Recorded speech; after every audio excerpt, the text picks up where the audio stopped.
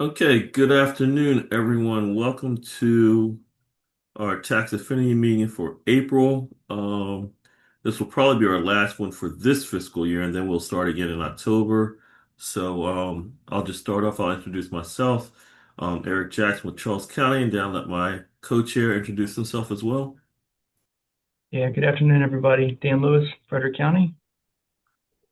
Okay, today we're gonna have John Ray, who's the regional sales director in Conner Wheeling, who is solutions consultant with Edmunds. So they're going to talk about their product, and then we'll have a legislative agenda with Kevin around about 2 o'clock. Bob actually will not be able to make the meeting today.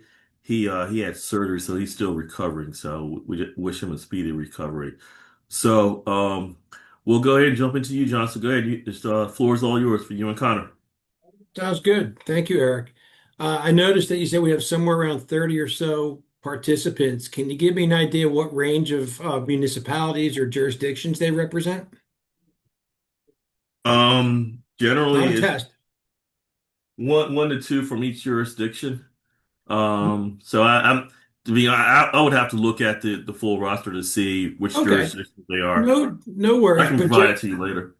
all county facing? For the most part, yes. Okay, good.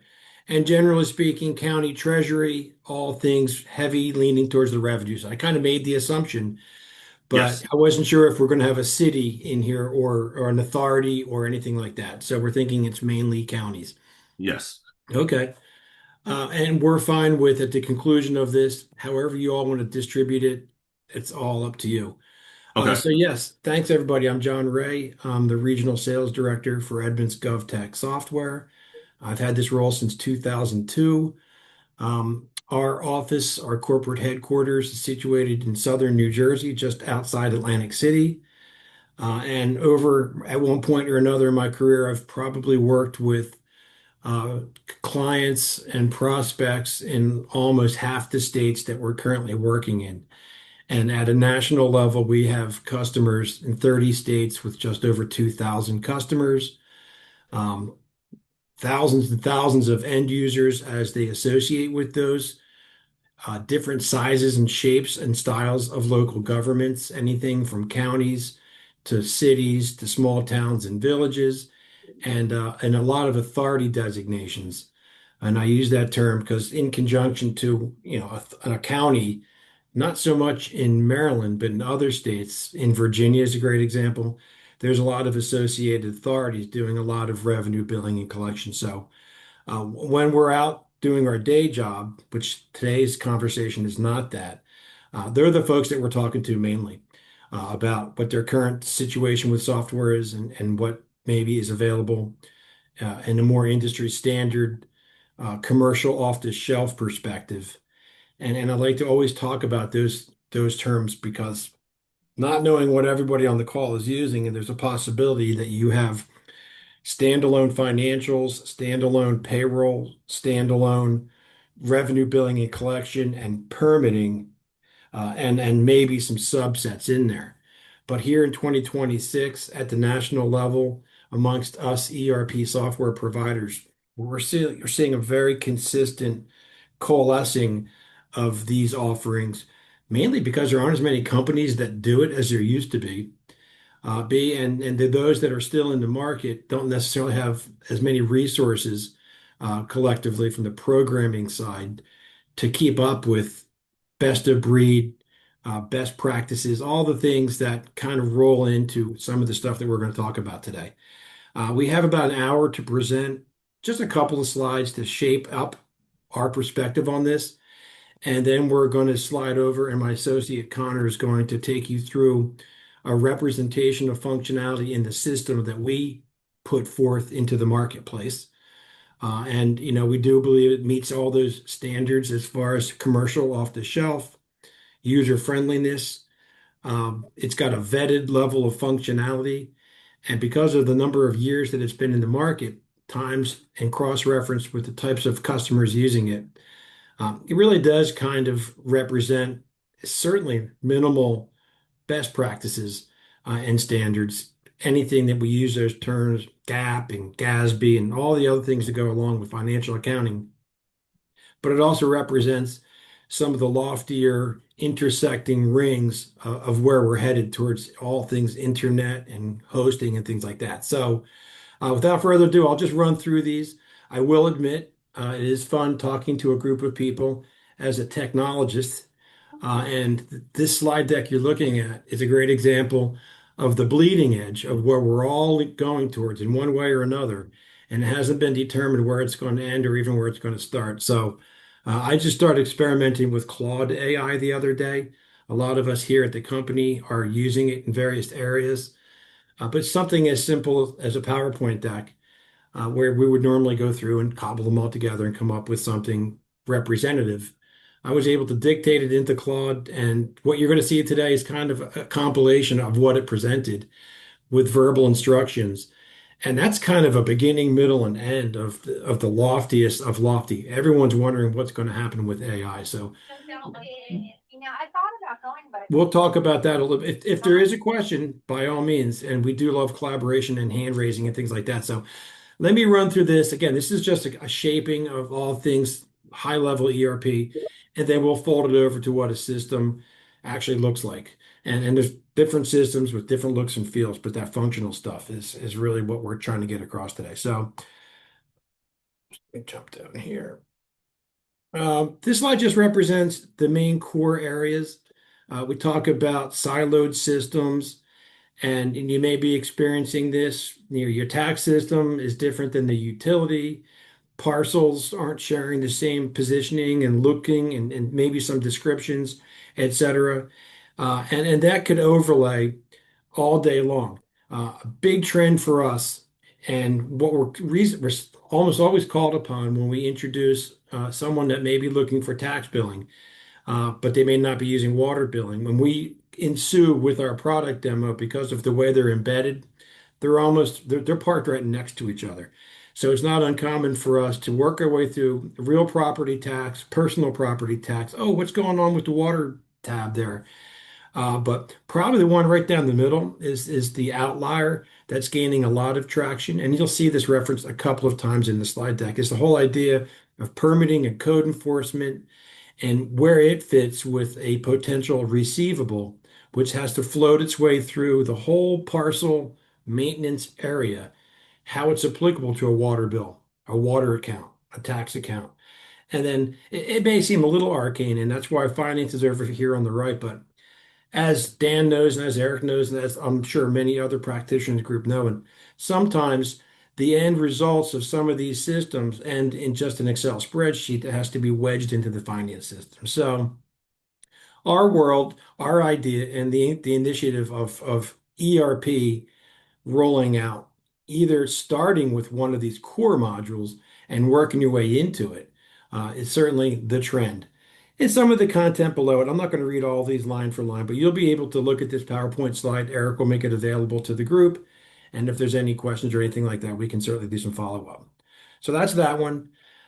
Just another idea, a graphic example. There are those 4 or 5 main areas that sit above and beyond the unified ERP. Think of this as not just a unified collection of functional software, but also the data sitting underneath it. You'll see some of the supporting, sort of a little bit redundant, but we're working towards lack of redundancy, single point of entry, and certainly trying to eliminate anything manual, and in some instances, a lot less paper. We like the idea of tax billing and creation. Certainly, let's think of data where it's sitting outside peripherally, but it's very, very important to us. In an ERP system such as ours, we don't do tax assessment. We rely on another best of breed or other system. Usually they're at the state level, and they are responsible for compiling an industry standard file layout that firms like ours will import and populate and work its way through. And hopefully everything aligns appropriately and picks up its necessary landing areas at the point of the bill generation, the fulfillment of the distribution of the bill. Some interesting things to point out. Not every bill that's coming out of certain ERP systems these days has a barcode on it that allows for easy scanning by a retail POS type device. That's a good example of what's one thing in one type of system that saves a lot of time. And if you're processing a lot of different types of receivables, it saves a lot of time. Something else to think about with that barcode scanning, if it's a high volume tax utility billing, there's the scanning capabilities. You're stacking things up using a piece of technology to compile that big batch, pull it over into your CRM system, distribute it across the accounts, across the GL, post the payments, create the payment batch, and shoot that over to the bank. All of those are extensions of functionality in what we would consider to be a commercial, off-the-shelf, industry standard system. Payments will be something that you'll see reiterated a couple of times in here. And then when Connor opens up the system and shows you payment processing, all things these days about what we can do with our handheld devices, what we can do on the internet, along with coming into the counter and making the standard retail style and with a slight kickoff towards ACH. So that's what this slide represents. Again, you'll have availability to read the small print, but all roads end up in the journal entry, the GL. This is the same idea with water billing. I like to keep them separate because really, in most cases, the difference between the assessment side on the tax, it's the meter read side. And depending on your volume, on the type of utilities that you're collecting, water, sewer, or other more complicated, sophisticated ones, electric, gas, things like that. In our system and other systems, it represents a payment type, a payment code, and it follows those same paths. Oftentimes, the calculations on a water bill can be completely different, and the penalty structures and things like that. So those gyrations are all mapped out as it works its way through the workflow over the idea of presenting the bill, same idea. You're mailing it. Emailing of utility bills has become very, very popular. In some jurisdictions, it's not really available for the real property tax bill, but it is certainly available for the e-billing when it comes to water, sewer, electric. At which case, technically, they wouldn't even be a candidate for that scanning capability. But in our world and most other worlds, there's a direct link to the online payment portal, which kicks in over here. So gathering and posting and receiving and receipting water sewer bills, they're the two main and real-time main volume areas. Uh, I left these slides in because, gosh, it's a water bill, water sewer, easy. Real property tax, easy. Collecting and organizing and unpacking everything in the permitting and code system that the building officials need for inspections and checking the boxes and code compliance and violation tracking. And, in some cases, just having a system that handles that okay is enough for a jurisdiction. But in this day and age, the idea of making all that data available over in the CRM and the financial side of things, we are all of us vendors are being called upon to do that. So whereas in most cases, I use this term best of breed, depending on your size and shape, there's a lot of standalone permitting systems out there, but they're starting to shrink more and more. And the idea of buying a permitting system that's already been out there in the field and having it integrate through interfaces is not necessarily the same as having an organic, ground up module that's working its way from the data side all the way out to the front end side. So, a lot of the same information there. You can certainly take some time to review that at a later date. Uh, where are we going towards the general ledger? Well, as financial practitioners, you all want to get it in there as accurately as possible, as conveniently as possible. And if everything is lining up appropriately in the system, the software does all of its work. And these things, they're not magic. You still have to press a few buttons. But with the onset of some AI initiatives, us as well as other companies, once everyone figures out what makes the most sense and not reinventing the wheel and adding another layer of integration to maybe slow that down. AI sounds great until it requires a big learning curve for people to understand how to access and understand the data they have. I think most commercial off-the-shelf ERP firms are kind of they're further ahead in the understanding of it than a lot of people are aware. They're just waiting and seeing what starts to iron out and where the demand comes from.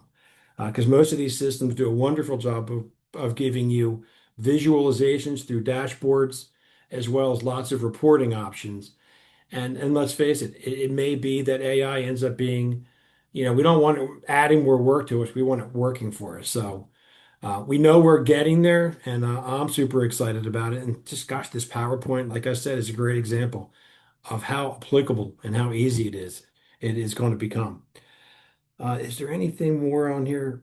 Just the whole idea of your closing periods, quick access, accuracy, aggregation, the whole idea of bill printing, receiving, running over into the finance system. That's what this slide represents. Um, I love talking about the unified payment window. So let's say cash receipting.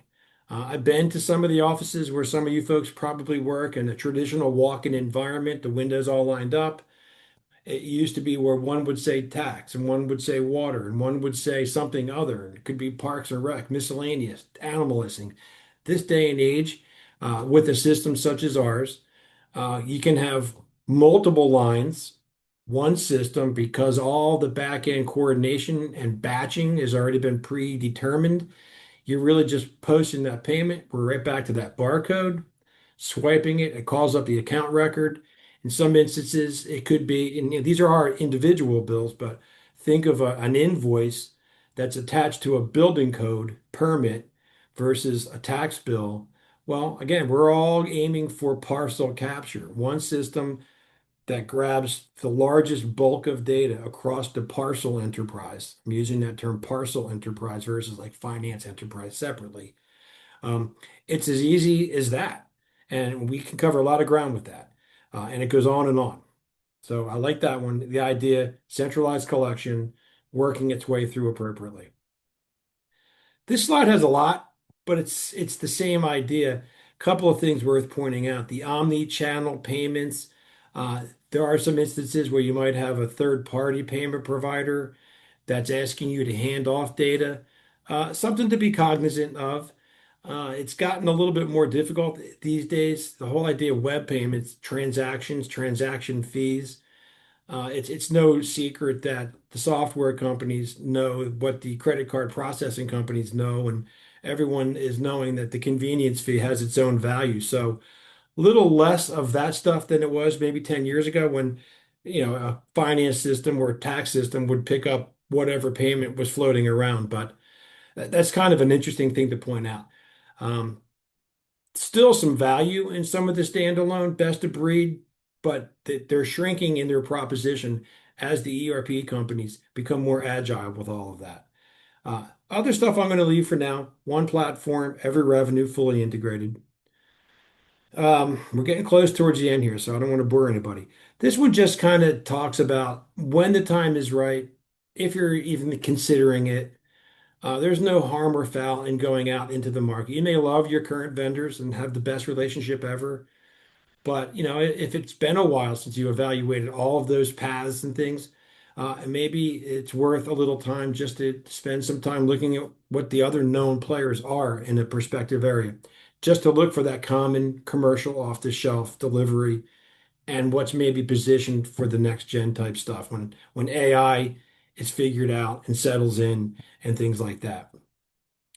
But really, I love the idea. I like this line down here: faster closes, better reporting, and improved resident experience. In a nutshell, that's kind of what we're aiming for as the technologists having some discussion points today. Now, how does that translate into the products that we provide? This slide leans into the specific core modules. When I say core module, I talk about the Finance Super Suite. It's all inclusive of everything with general ledgers and fixed assets, accounts payable, paying the vendors, 1099s, budget preparation, tons of reporting. It does a lot. Our Finance Super Suite is all encompassing. And then it can be enhanced by the inclusion of some specific things, the workflows for department purchasing, inventories, escrows. You'll see down here dashboards mentioned and portals mentioned throughout some of these areas. Whereas the Finance Super Suite is a written piece of software. It's a desktop or cloud hosted solution. It's where you spend most of your time. But a lot of the stuff that's coming out of these, it's the same for the tax billing and collection, utility billing. Think of your desktop experience and how it leverages all the tech rolling out and rolling back. Some examples of, well, why does it matter that we have a resident self-service portal tying into a work order? The work order and all of that, there could be associated fees. It may trigger off something in the utility billing and online service application, customer going online and figuring out that I need new water service. That's less interaction at the window, more self-service, enhancing the user experience, leveraging technology, and everybody wants to do whatever they can. You can't really see it with my camera, but I'm holding up my cell phone. Most people want to do as much as they can with their cell phone. Payroll, let's not forget about payroll. Same idea. Desktop integration with human resources, web service portals, employee self-service portals. This represents a lot of available integrated modules and functionality. So that's basically our product line. And at this point, I'm going to conclude this part. Down here at the bottom is my email. Again, this will be available. It's pretty easy. We're Edmonds GovTech. I'm John Ray, and that's how you get a hold of me. And unless there's any questions about this, and I love questions, so don't be shy, we can let Connor jump in and give you a tour of our system. It's going to be a high level, we get that, but that's the whole point. All righty, All we'll move right, on from there. wonderful. Thank you, John, and thank you again, everyone, for attending today. Thank you, Eric, for inviting us. We super appreciate the opportunity here to go through and, again, as John mentioned, take a high look, bird's eye view of some of the benefits an integrated ERP system can offer. We'll look at how some of those integrations can speak with one another when it comes to revenues being collected, whether that's from utilities, permits, taxes flowing to finance. We also can take a look at some different user experiences as well, and we'll see how different users can interact with an integrated software. So what we're looking at to begin here is the basis of an integrated system. And really what I want to highlight to everyone is my upper left-hand corner here.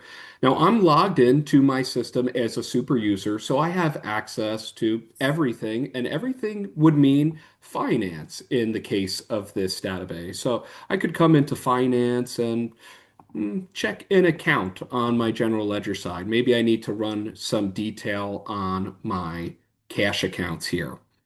But I also could go into a utility account thanks to my access. If a resident called up and I needed to check something on their account, thanks to that integrated process here, I can go right from finance to utilities. And if a tax-based question came up, well, that's no problem for me either. I even can have both windows up at the same time if I please and format them how I wish. Maybe I'd want to squish them or put them separately.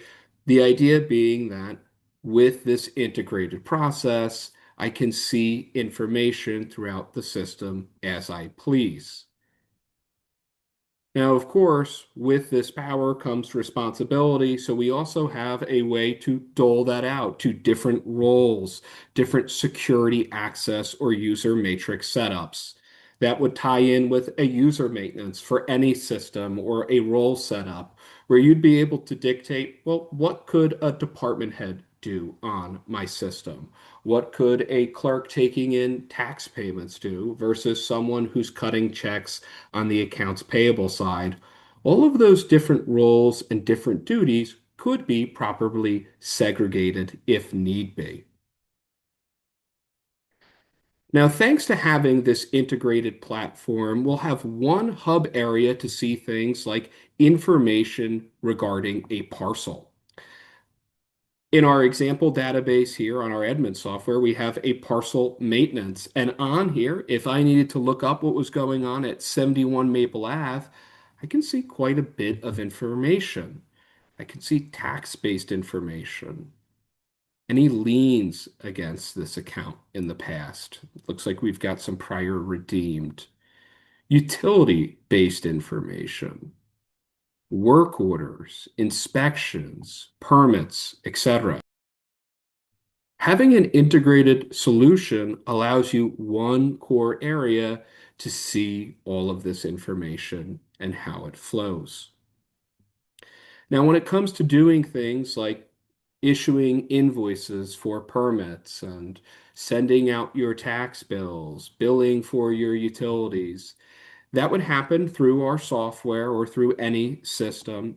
You would be able to import meter reads if you have consumption-based services on the utility side. As John mentioned during the introduction, if it was taxes, we could import assessments, and then we'd be able to run calculations. So dictating the amounts, what should we be billing out? Calculations, again, could take place for utilities, taxes, permitting as well. It'll be based off of rate codes, bill codes, basically equations.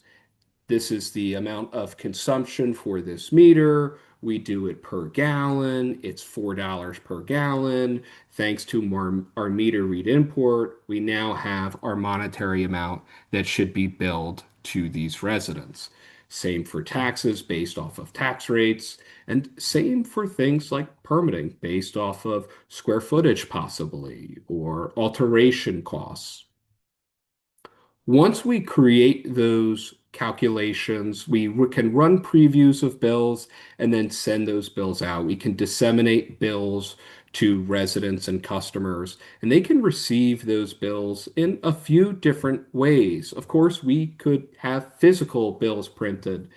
Now, for a company like us here at Edmunds, we don't actually print bills in-house. We recommend third-party bill printers. You also could print your own bills. So if you want to print your own bills, you'd be able to. And you could offer e-bill functionality to residents. So if any residents wanted e-bills, whether for utilities, taxes, maybe for copies of their invoices, a modern integrated software should be able to offer that for you to be able to send out to your residents. That's not just a benefit for staff and for users of the software, a cost savings, less I have to pay a third party, less I have to use paper-wise, ink-wise, wear and tear, less hours associated with the billing process, less postage. But it's also a benefit to your residents because now they can receive those bills conveniently. And once bills are calculated and issued out of systems, you'll want to be able to take in all of those payments.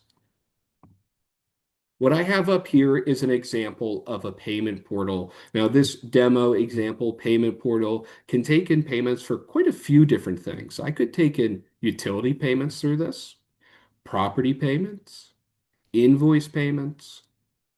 I even could take in miscellaneous payments for any miscellaneous services or options you'd like to offer for residents and customers to pay on. And all of those could be paid online and would integrate back to a system. We even could look at some of the features that should be offered to residents when it comes to making payments. One thing I think is a no-brainer as a technologist here is account creation, making their life a little bit easier to make payments. Should we allow them to store payment methods? Well, I want to save my credit and debit card so that every time I go to make a payment, that information's preloaded for me. Do I want to sign up for autopay or ACH so that on my balance due date for my bill, it automatically withdraws out of my account? Taking some of the responsibility off of me, and again, for staff members, it's nice because you know you're actually going to get paid timely there with that autopay. And also the ability to do things like sign up for e-billing, which we discussed, is a large benefit for both parties. Once accounts are created, Residents might go in to see information on their accounts. If we click into a utility account here, I could see an overview of my account information, and I can see the different services I'm being billed for. For an integrated software like ours, a true enterprise resource planning system, we could bill for any service on the utility side of things. Maybe it's water, maybe it's sewer, it could be garbage, it could be wastewater, could be electric. As a resident, I could see all of those different services here. They could be on different tabs, and I could have overview information showing me, hey, this is your water service, this is what's been billed, and this is your balance and what's total due. I'd be able to easily differentiate between prior payments I've made and what's currently open.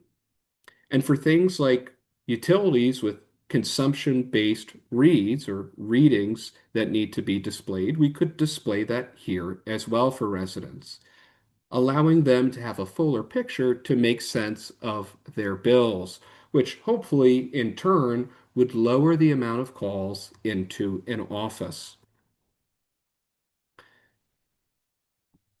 Residents could do things like grab copies of current bills directly from a portal, again, with the idea of less need to come in person, less need to reach out to staff, more convenience for both parties. These bills can be tailored to meet the needs of certain entities. In this example, we can see our utility bill. We've got account information, meter activities, special message information, current charge details. We could include things like usage graphs to better explain or help digest with the information process to residents.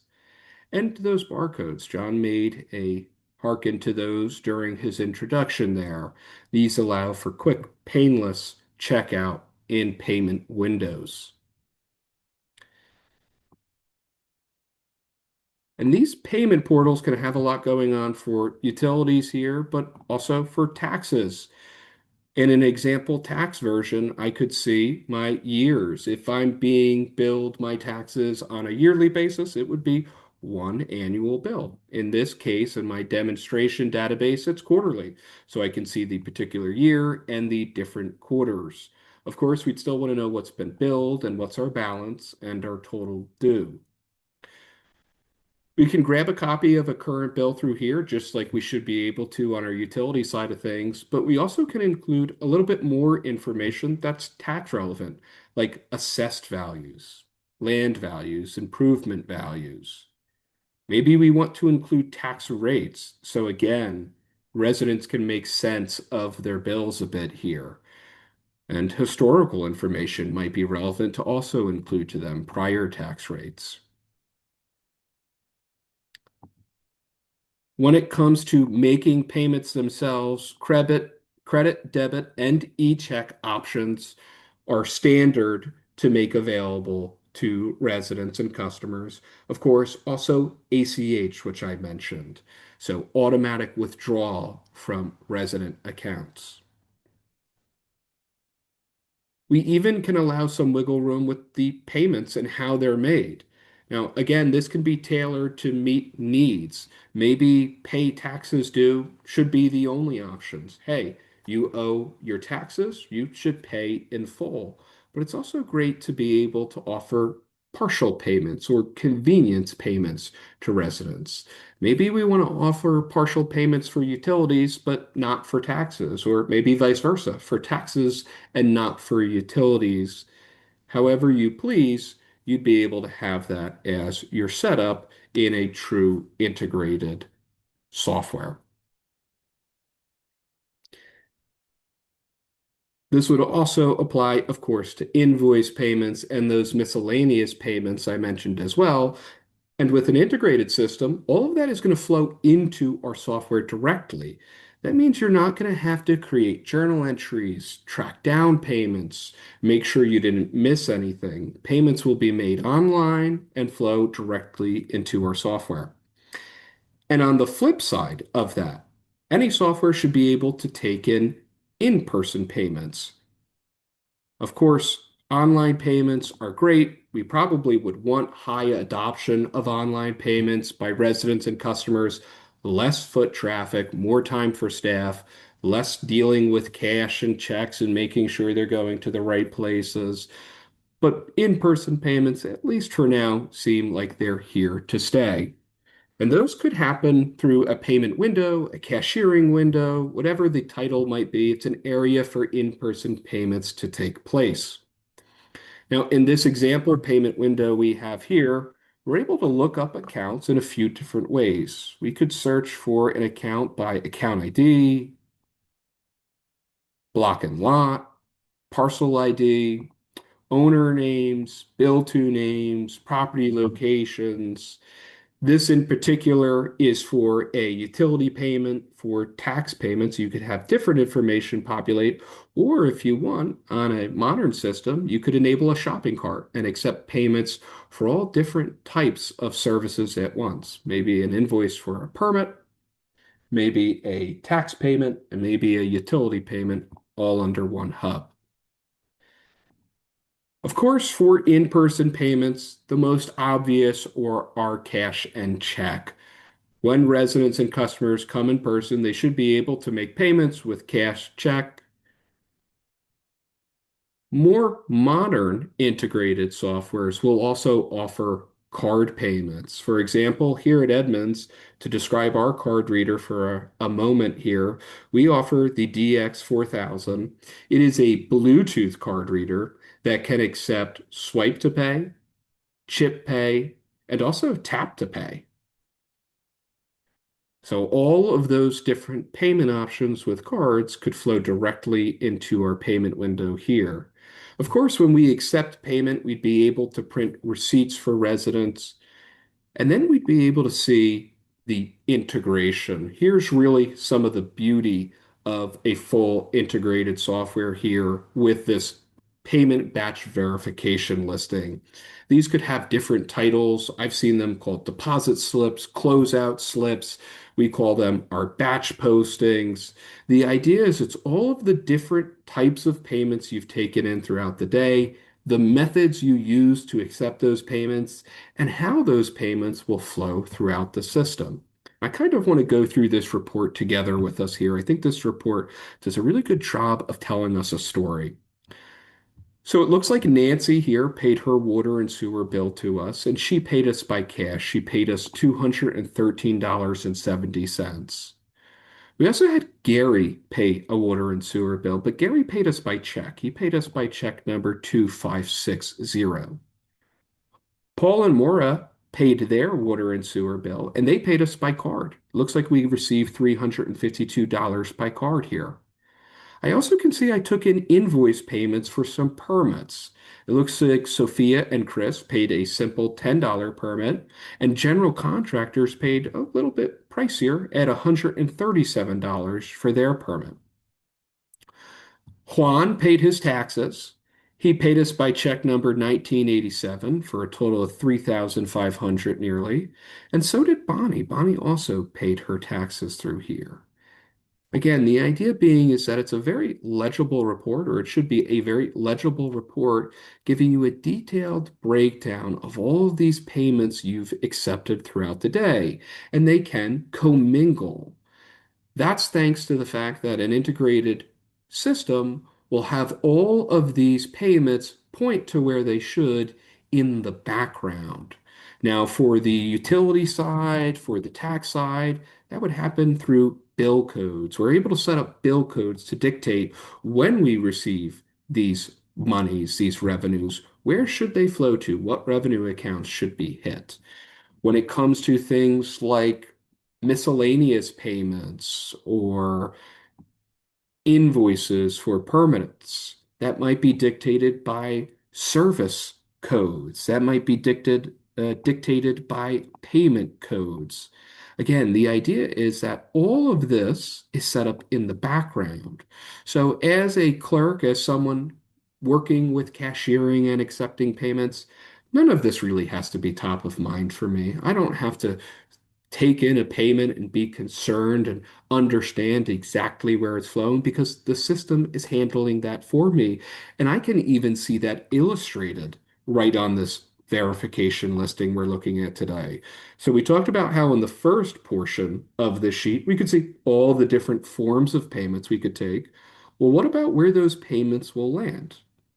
Well, at the bottom, we're going to see our overview. We're going to see the total amount of tax payments, the total amount of water payments, sewer, building departments, zoning permits, etc. We can see total cash, check, and credit broken down. It can be done by type of payment. It can be done in totality for all payments taken in throughout my batch throughout the day. You could use this almost as a deposit slip. Hey, this is what I know I need to bring over to my bank. I have this much cash. I have this many checks. But even further beyond this, we can see, well, what banks are going to be affected? In this case, we have a different bank account where sewer monies will flow versus water monies. The same could be the case for our tax monies and invoices. We can come in and further see when we take in these payments, what revenue accounts are being affected, what general ledger accounts are being affected here. What funds are being affected, we can see at the very bottom. All of that is broken down for us and clearly illustrated thanks to us having an integrated software. And now, as we post these payments, these will all flow to those proper accounts. They will update and land in those accounts as we feel fit.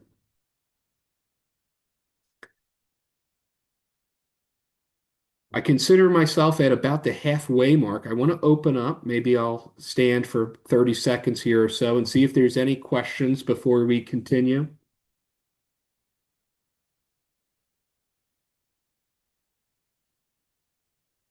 Feel free to post a question in the chat if you'd like as well. Now, we talked about some of the different integration options here, particularly with the ability to have all of our different modules in one system, how we can bill for those different modules, how we can take in payments for those different modules, and how those will distribute and land on our finance side. We also could talk a little bit about different user experiences and different odds and ends that can come into play when using an integrated solution. One of those examples could be out on the web with the idea of a permit application portal. Thanks to having an integrated software solution, if you wanted, you could have a link on a website where residents and contractors could go. They could click that link and they could land at a portal where they could do things like pay invoices, request inspections, apply for permits. This would flow directly into a system. So you'd be able to review the information that was submitted online. If someone were to come in here, choose to apply for a particular property, and as a homeowner, we could also set up different application parameters. Well, what do we need to know when they apply for a pool? We can dictate what they need to know, what we need to know as custom questions here. But that might differ for when someone is applying for maybe a new build. The questions might have an entirely different feel to them because we need to review different information. And this would plug directly into our base softwares. So when you have application portals or interactive portals like these for residents, staff would still be able to review that information.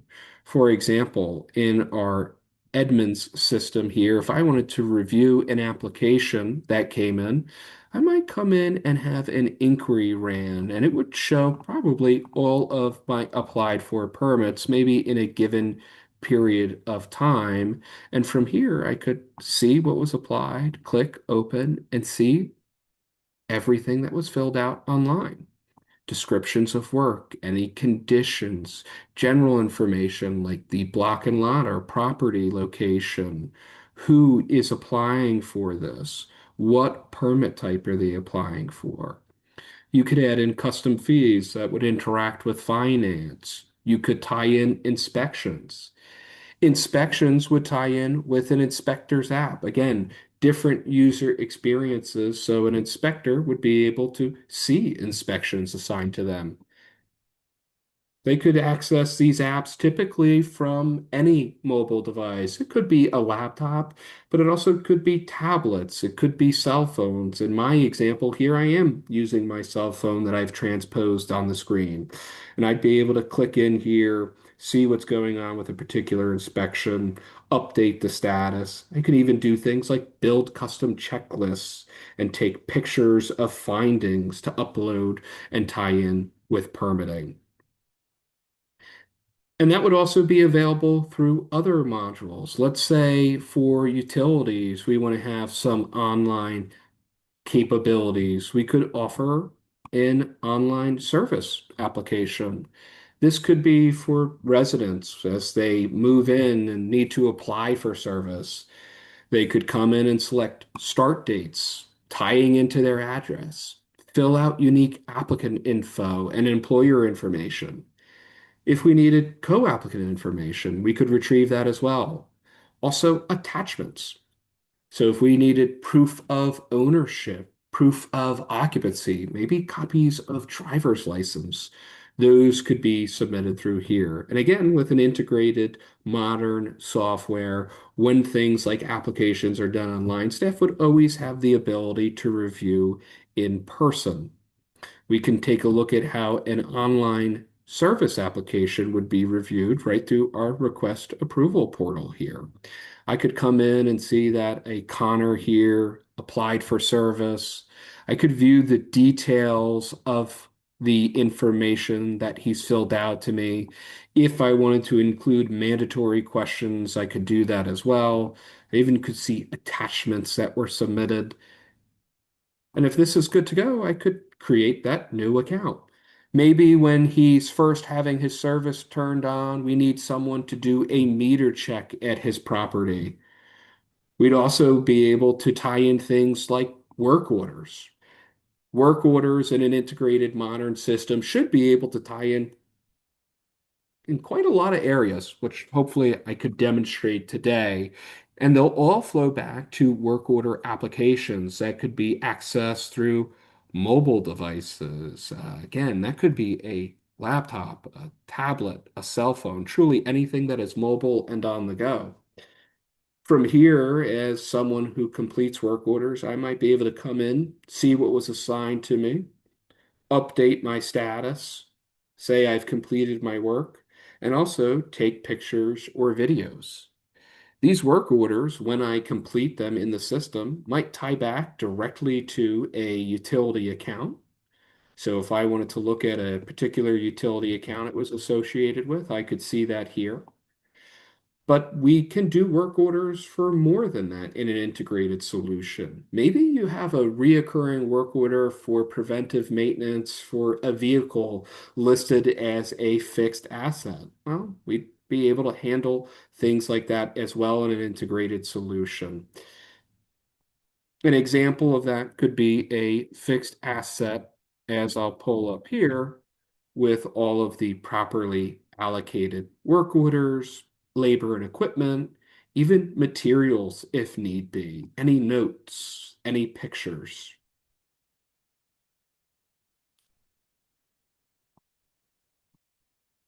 Some other portals that could be available to take advantage for residents in an integrated solution, truly ERP here, could be odds and ends like a parks program. If you have programs for youth basketball, maybe adult sports, maybe it's for a pool with a membership or facilities that need to be rented out. These need to integrate when you think of a truly full-fledged system here. You could have this as a link on a website. Residents could click that link and go through the process. And this process could be customized to really meet your needs here. If you offered a pickleball club and wanted residents to be able to sign up for it, well, they could come in, select a pickleball club. They could see information relevant to that pickleball club, select to register, and go through a custom question process with waivers for severability, compliance, indemnification, liability. We would track those in a modern system. These questions could be custom completely to you. What do you need to know? In this case, we have a really custom question. What's your rating in pickleball? To join this club, you might need a rating. Seems a little intense, but of course, that's an example here. And truly, you'd hope or want any extra modules like this or outbound web-based portals to, of course, still integrate. So just like how our permit invoices, generic invoices, miscellaneous payments, tax payments, utility payments, even payments from our parks and recreation portal would be able to integrate into a modern ERP software. They would, of course, hit the proper financial accounts and distribute as necessary. Even small items can be a large benefit when you think of a modern integrated system. If I wanted to do something like a utility account refund, if I had two different softwares, it might be a little bit cumbersome. I'd probably go into my utility-based system, initiate it, then I'd probably have to print out a little bit of a report, enter in entries into whatever system I'm using for my financials, and then cut a check for that refund or maybe do an ACH. With an integrated solution, we make that really easy for you. In a balance tab, for example, here, or anywhere balances could be stored on an integrated software solution, you might be able to come in and do an adjustment to said balance. When you adjust the balance, you might dictate, hey, this is going to be an overpayment refund.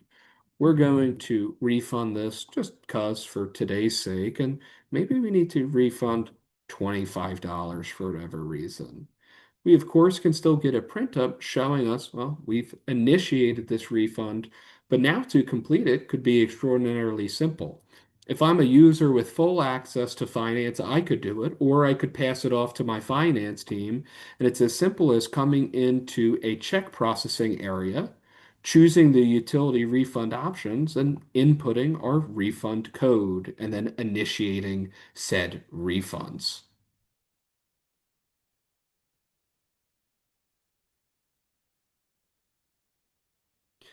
We even have integrations with things like payroll. We've talked a lot about monies coming in, but also monies going out probably still need to talk to our finance side. At least they will and should in an integrated solution. On the payroll side, when you think of employees, sure, we're paying them their salaries and wages, but we need to make sure that the proper budget distribution accounts are still being affected. That can be done in our system or any modern integrated software where you should be able to go in and dictate amounts, percents, could be hourly based, code based. There's really a large gamut of options available so that this would speak to the finance side of things. And this could be done here in the budget distribution phase, but we even can have these integrations with payroll come to play during the budgeting process. Think about when you're budgeting for the new year, you might have some raises, some increase to salaries. You should be able to project for those salary increases in an integrated solution. Maybe a 2% increase to salary here for Miss Jackie. I could run a preview of it. If the preview looked good, I saw the financial budget distribution accounts that usually affect her and how it would be affected. Then, with an integrated solution, we could hit next and it would land in a budget preparation piece. So we'd actually be able to see all of those payroll projections, salary projections tie directly in with budgeting.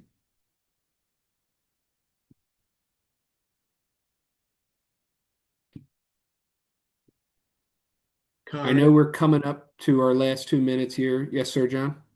Mr. Jackson has a question regarding in the chat.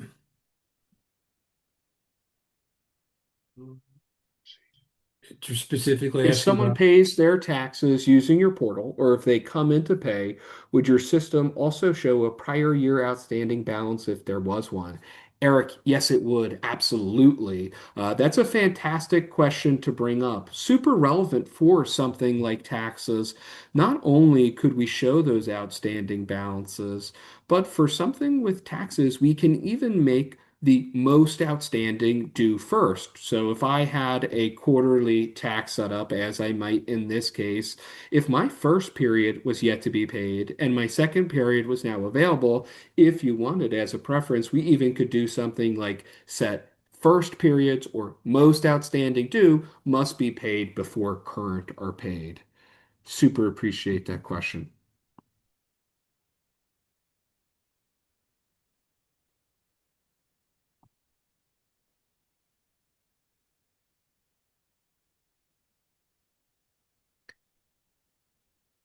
Any other questions for me here? I know we're coming up to the top of the hour here. I want to be respectful of everyone's time. If there's no further questions, John, I could turn it on back over to you, sir. actually, I appreciate that. I'm typing in a response to one of the questions. There's quite a few coming in now. So Dan, there's no constraints to our size of customer in Maryland, or type, in city, etc. I'll type in these as well to keep it. And Martha is posting up. I used admins while I worked in Westchester, and I liked it. Oh, we thank you for that, Martha. I do. I'm glad to see that you joined us today. We have met before. Yeah, and I see another question here about tax sale. We can build tax sale out heavily for you and handle tax sale in our system. Let's pull up here. If you're doing tax sales with um, if they're being sold privately to third parties or if they're going to be municipal, if you're doing liens and your lien processes, if you need to do advertising lists, all of that can be built into the process within our system quite in depth here, quite in depth.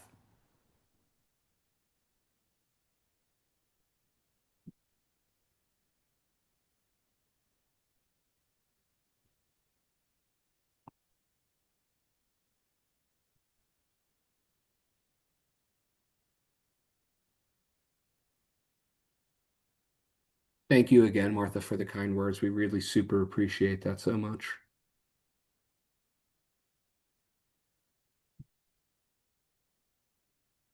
I think that, Connor, we met our minimal requirement today to give the overview. And I don't think that there's anything certainly we could go on and on in more specific settings, but we also want to be cognizant of your time, Eric and Dan. So we'll let you advise. We could adjourn at this point, or we can keep the questions coming, whatever you would like to do. If someone wants to see something specific and you want to stretch a little bit, it's up to you. Yeah, John. I mean, if someone wants to see something specific, we can go on with that. Or if there's more questions, we're waiting on Kevin right now to come in. So, I mean, if there are definitely questions or something someone specifically wants to see, we can do that. One question: what's your convenience charge for those using credit cards, and is the fee the same for both credit and debit? And also, what's the fee for e-checks? Yeah, that's 2.95%. It's a 2.95% card processing fee. That's Okay. credit debit, and it's a flat $1.95 e-check fee. I really don't know. Okay, and so what I'm also looking at is unless I'm on the top right-hand corner is covered up for me, but unless it's there, I'm not seeing page numbers. I'm wondering if this page can be extracted. I'm wondering if this page can be subject to separate signature that would still allow us somehow like 2 weeks to follow up and have a meeting and resolve questions, but they would have to ensure that the questions wouldn't cause anything in the report to change. And so what I also wasn't sure of is, so it would cause the I don't cover, know the that she's table of talking about contents to our change meeting. because Yeah, I think this Yeah, might let section, be me a see what that separate. is. Yeah, I think this might be another conversation. Okay, she she clicked off. Although I was maybe thinking there was a question coming there. We'll see if she jumps back on. So yeah, Eric, that's fine. I mean, if it's okay, we do have an event kicking off at 2:30. Okay. So if it's okay, we can hang in there for a little while, or we you can, the I'm assuming that my email address will be available, and if people want to reach us out for a separate conversation, we would love to have that. Oh, there's a question about tax sale. Did we discuss that one, Connor? Yes, we did. Okay.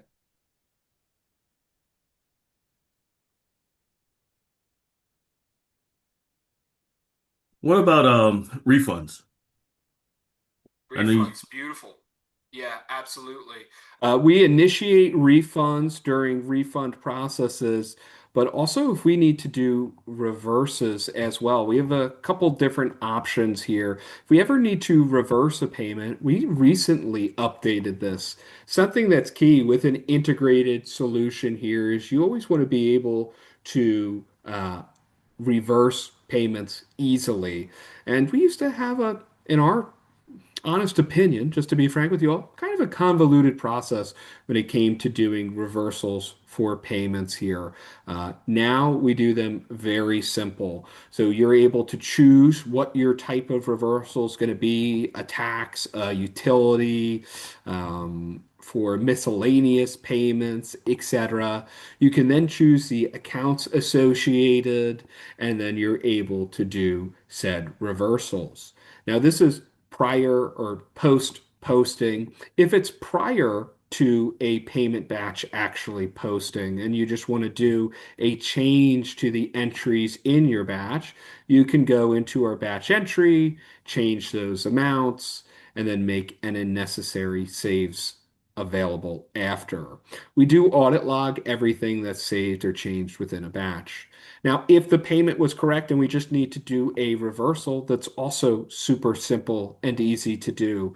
For example, on an account, on a balance tab, you can go over to any balance that needs to be changed. Maybe we need to do a refund for an overpayment. We can put in codes for things like refund overpayment codes and put in our particular amounts here. Maybe we're going to refund $100 to this customer.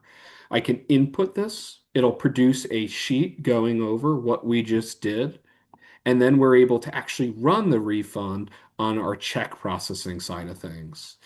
This could be for, again, utilities, but you can do refunds for anything, for taxes, for accounts receivable, for anywhere in the system where you're issuing that refund, you come in and you run this refund routine. You even can do minimal amounts. Maybe we're doing tax refunds. We input some adjustment codes for that refund overpayments. And we don't want to send these out unless it's at least $15 because then it's not worth the check print that we print on. So we're able to enable things like that while doing refunds as well. And again, that's some of the beauty with an integrated software solution. You initiate it in one module, it flows right over to the next one for you. No heavy lifting needed there. now, what about the adjustment to Maryland statutes? Anything that comes up where we may have to change something with our tax program, is that easily can that easily be done? We would always be compliant with all Okay. state and federal regulations, so that would not be a concern. Okay.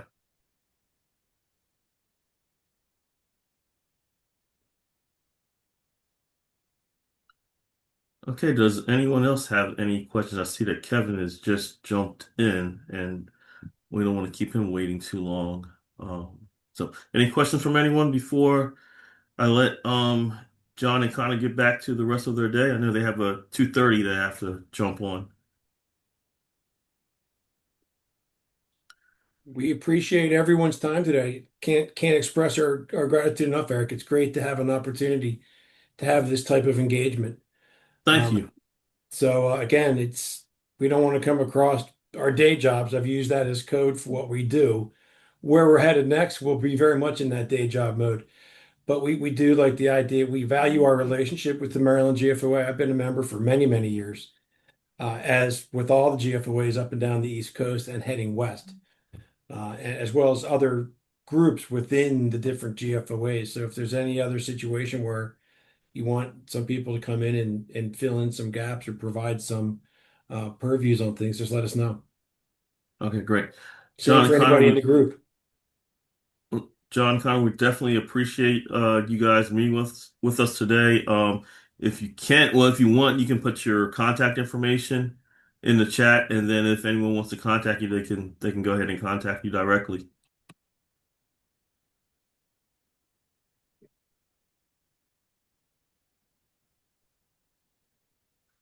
That's me. All And right. and will they be distributing the Zoom meeting?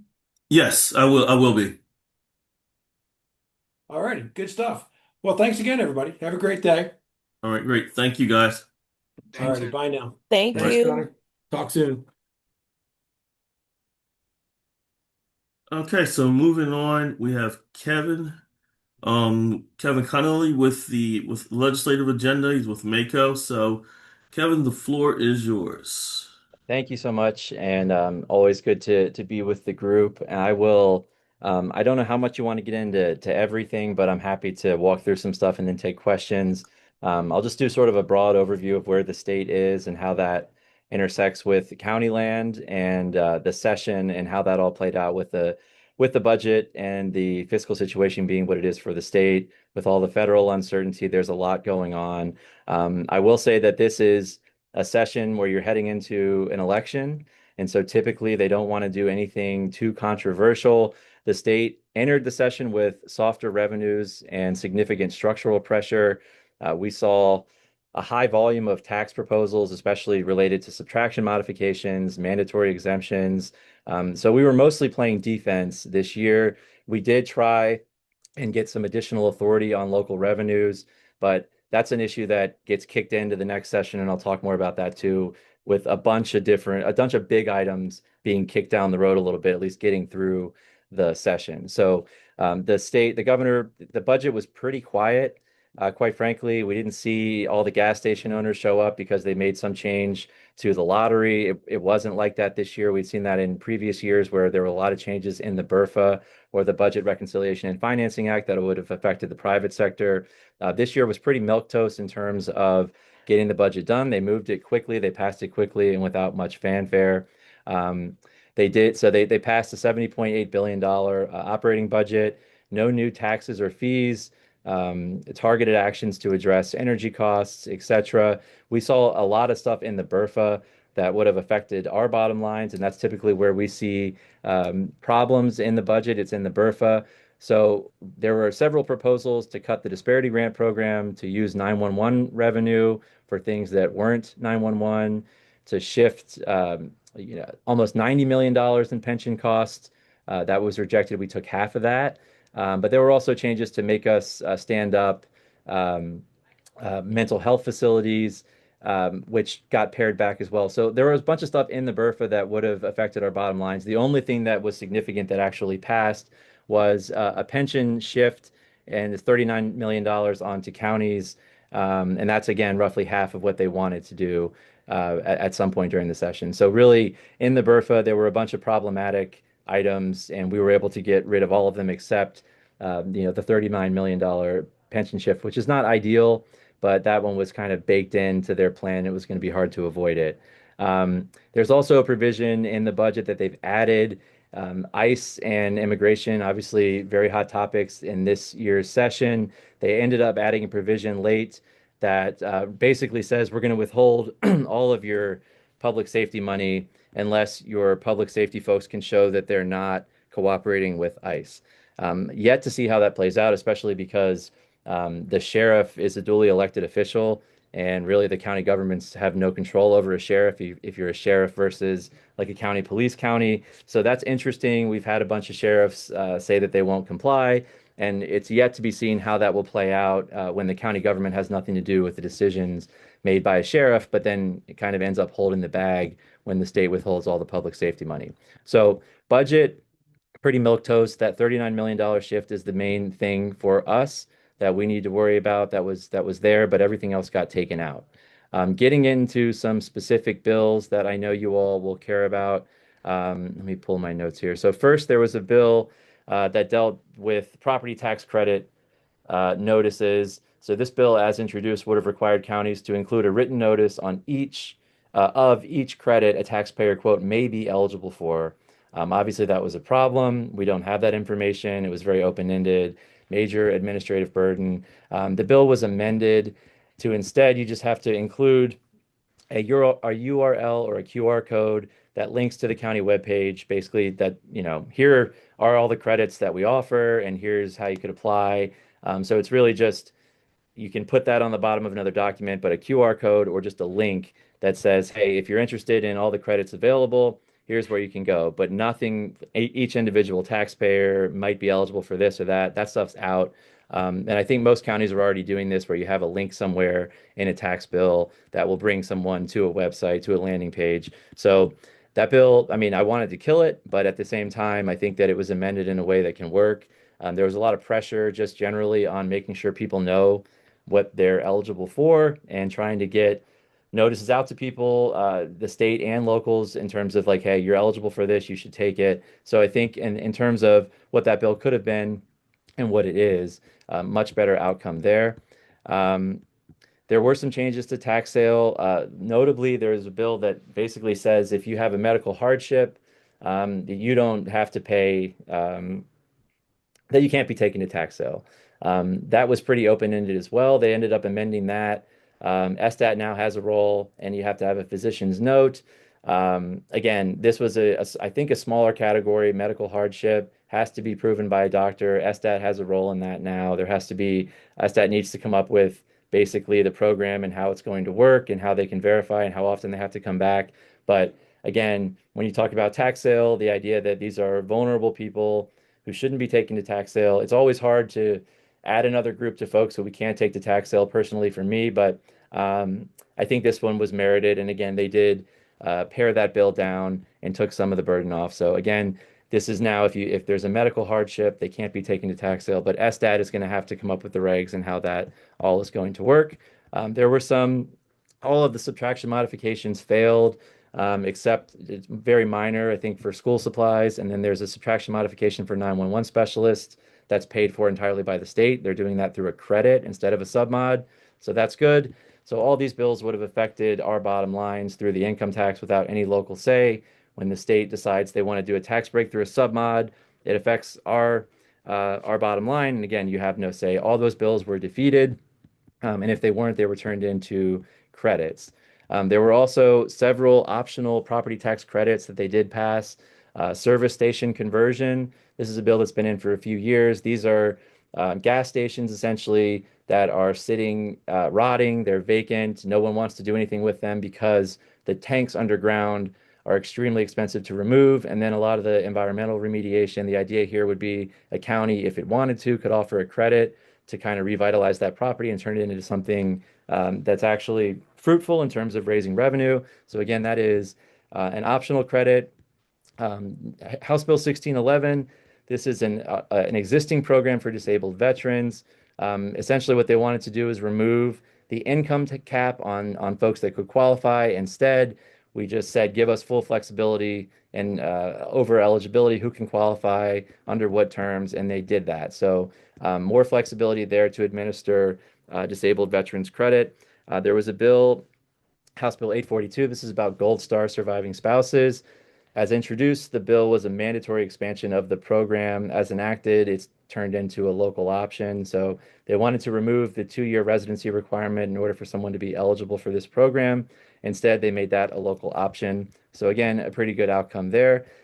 Bills that did not pass, important bills that we opposed. First-time homebuyer credit was defeated. A 5-year assessment cycle, we defeated. Broad expansion of exemptions for disabled veterans and surviving spouses. Several of those bills were defeated, including a bill expanding exemption for surviving spouses of deceased veterans. That bill was defeated as well. They did pull back from large mandatory impacts on the local property tax base and instead did a lot of enabling options, if you will, they put on the table. For income tax, again, same thing, a significant number of submod bills. Everything from retirement income to public safety expansions, overtime, tips. All those bills were defeated, anything with a notable fiscal note there.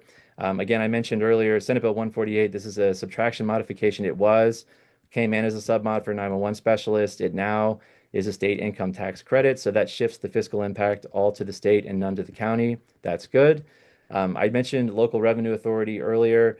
MACO and some allies got behind bills that would have allowed for commercial and industrial subclasses, so you can tax commercial at a different rate than you do residential. We wanted some authority to create subclasses for data centers, split rate taxation, land versus improvements. That bill was on the table. And then the ability for charter counties to exceed their caps to deal with vacant property to create a special rate for vacants. None of those bills moved. And so no new local tools to raise revenue. But I will say that I mentioned earlier, a lot of the big decisions, and again, a lot of this could probably be expected in an election year, were punted until after the election. So they're going to have a lot to do when they come back. The fiscal situation is going to be dire. Most of that is because the state has to start paying for its share of the blueprint from general fund revenue instead of from casino revenue. That pot of casino money runs out, and the state, that's why you see these big structural gaps in the out years and now getting into fiscal 28 where that starts. The state has to do something there. So they're either going to have to roll back the blueprint, which politically that is a very tough thing to do. Maybe extend some deadlines, extend some programs to make it work, but they probably need to get $1 billion out of the blueprint just to keep things on the track. So that's going to be interesting. We also have a lot going on with transportation. We know the Transportation Trust Fund is not adequate to support the needs here in Maryland. So I think there'll be a pretty broad conversation next year about maybe creating some regional authorities, and that would come with taxing authority. So if you are a big eight, or if you're a jurisdiction that has transit, maybe they give you some regional authority and you come up with your own taxing scheme to pay for transit. That takes transit out of the TTF, and it makes more money available for things like roads, which we know are also important. So that would be a big shift, obviously, in terms of how we handle transportation, but it's a big item that they have to address. Same thing with school construction. $300 million is not what it used to be. And now even the folks over at the IAC who handle school construction agree that we need a huge investment in school construction. That likely comes through bonds. They'll probably have, I'd imagine next session, they'll do a big rollout of a new school construction program, borrow a bunch of money and cut ribbons. That's what they like to do. But when it comes to the blueprint, again, there are going to have to be significant conversations. There's going to be, you could call it an audit. They're calling it an audit that will come out in the fall. I don't know what that's going to look like. It's very unlikely that a state-produced document from some consultant is going to say they should cut the blueprint. But we'll see what that looks like. But I do think there's going to be a lot of pressure for the state to save money. And hopefully that means that we ride along with the state if they were to do things like cut the per pupil amount from their own share that would ostensibly help us, or they could go the other direction and shift a bunch of money to the counties so that they can say they're not cutting education, they're just making it easier on themselves. So that's yet to be seen, but the state has a major, major hill to climb when it comes to balancing the budget, especially for next session. And this all comes with all the federal uncertainty, of course. Emergency management is that's one of the areas I cover, so it's close to my heart. The feds have basically turned off the spigots. FEMA doesn't show up anymore. There's no state that could handle a large scale disaster on its own. So that is still very much up in the air, and how the state can position itself to at least be able to start providing aid. Again, there's no amount of money in the world that any state could come up with like the feds can, but there's going to be a lot of pressure for Maryland to also put some money in the sock so that it can respond to disasters. And also most of the money that funds state and local emergency management flows from the feds. So when they turn off the spigot, that becomes a county budget item that has to be dealt with, or a state budget item in terms of the state's emergency management apparatus. So just more pressure on local governments, on states to figure out what to do here when FEMA does not show up, as they did not in Western Maryland, even though we met all the criteria. There seems to be a good list and a bad list in terms of, states' politics. So Maryland is not on the good list. A state like West Virginia, who had a very similar event, FEMA did show up and they were granted a presidential declaration. So that's, again, just one of the many issues looming in the background, in DC, which again, it changes every day, but we've seen a bunch of stuff that affects Maryland um, on the chopping block from the federal government. A lot of uncertainty that affects the state's bottom line. It also affects us, but it also makes it hard for the state to project revenue and to project what the economy is going to look like. The economy is still weird.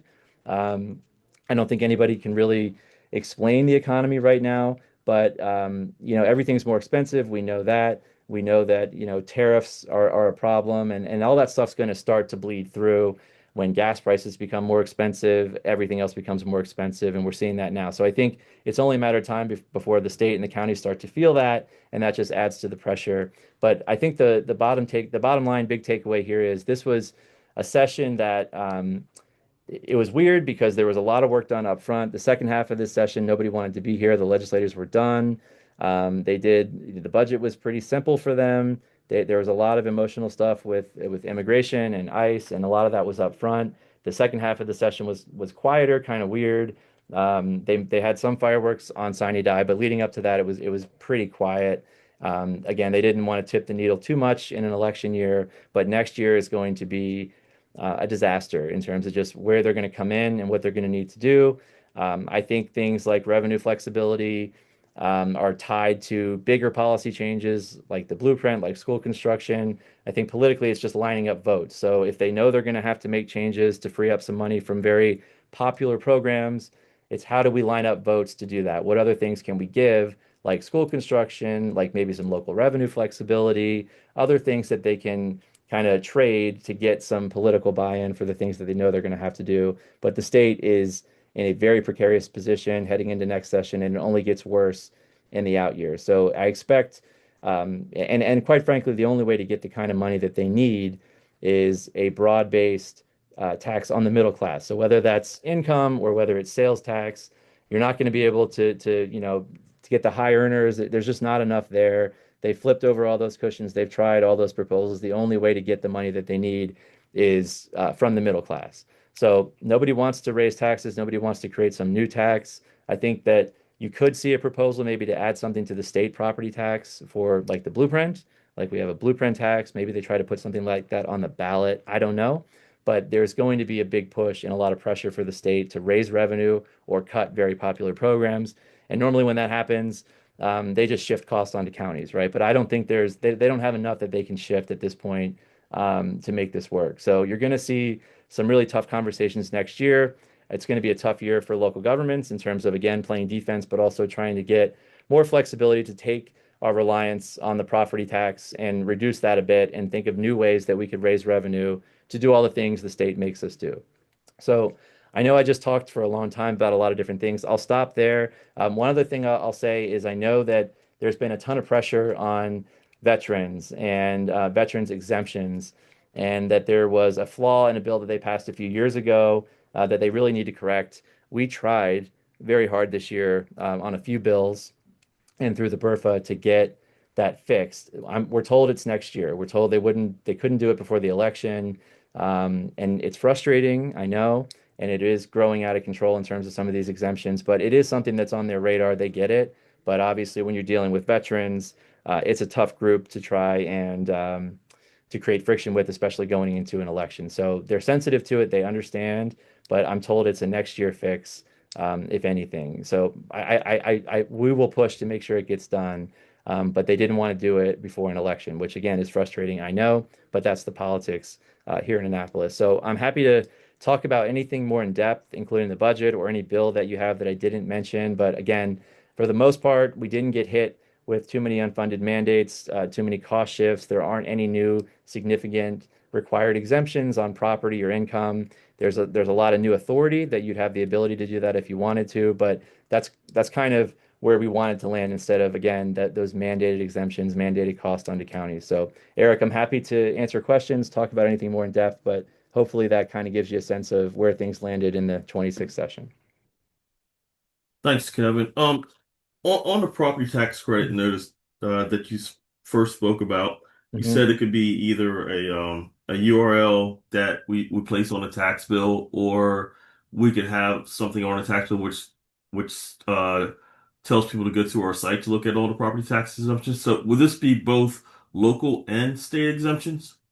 So no, so this would be for anything they'd be eligible for locally. Locally? Okay. And again, they wanted it to be for each individual taxpayer.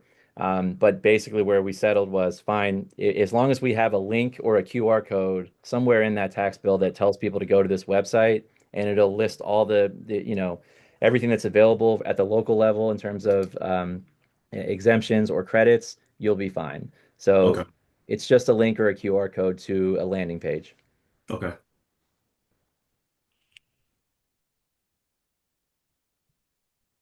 Anyone else have any questions or comments for Kevin? Kevin, where do you see family landing with the state? Yeah, that's so look, I think that so they did put out some new regs. They're apparently going to try and roll this thing out.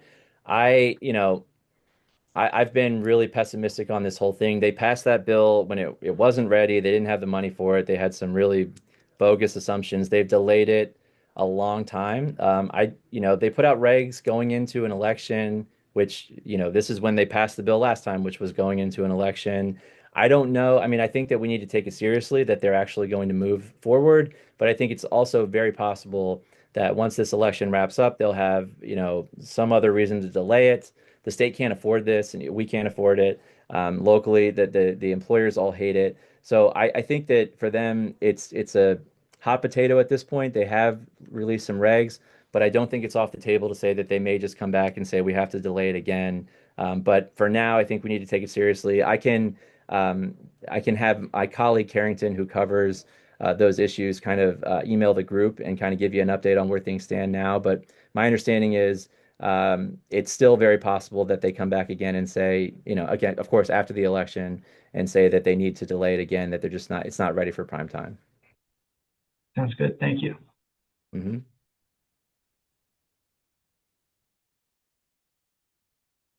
Do we have anyone else?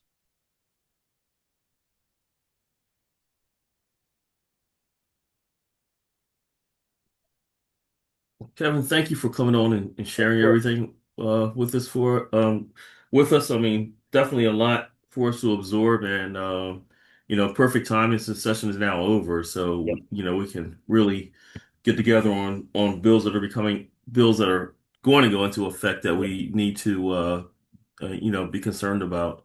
Yeah, and I'm happy to join the meetings. It's harder during session because Right. always in committee, but I'm happy to join all these meetings now. I'll also say that if you haven't yet, if you go to the Conduit Street blog, there's a category for session wrap-ups, Okay. and there's a budget wrap-up I did. There's a tax and fiscal wrap-up. Every category we cover is on there. So if you need a quick reference for anything that happened this year, we have it all on the Conduit Street blog. We also have done some podcasts about the session, but that is a great resource. It's all broken down by category. You can look at every bill that we weighed in on and where they landed. So that's another great resource if you're just looking for a quick reference. But as always, I'm available.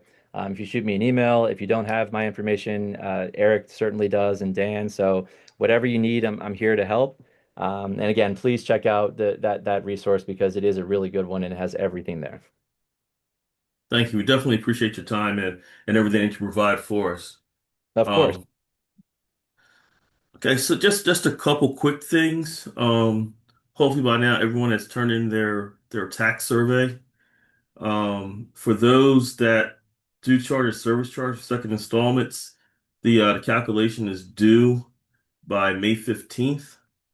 Um, there was a question that Bob responded to about files.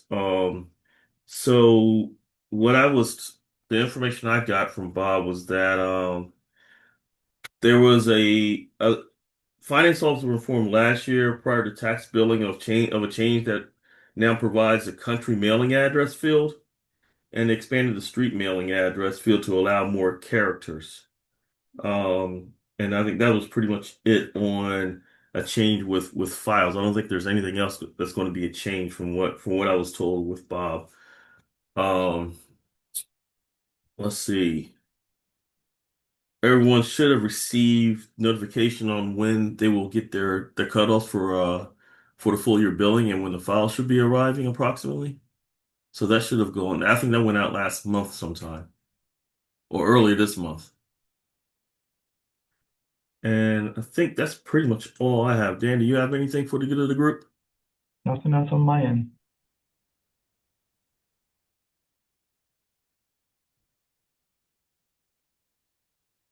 Oh, and let's see.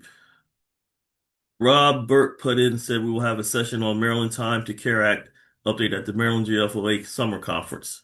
So if you guys have not signed up for the summer conference, please do so. It's going to be a good conference.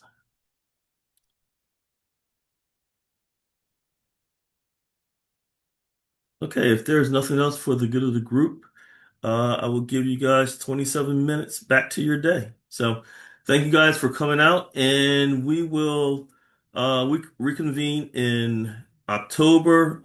Possibly if there's something that Bob needs to have for the good of the group, I may call a special meeting just so we can discuss all of that as well.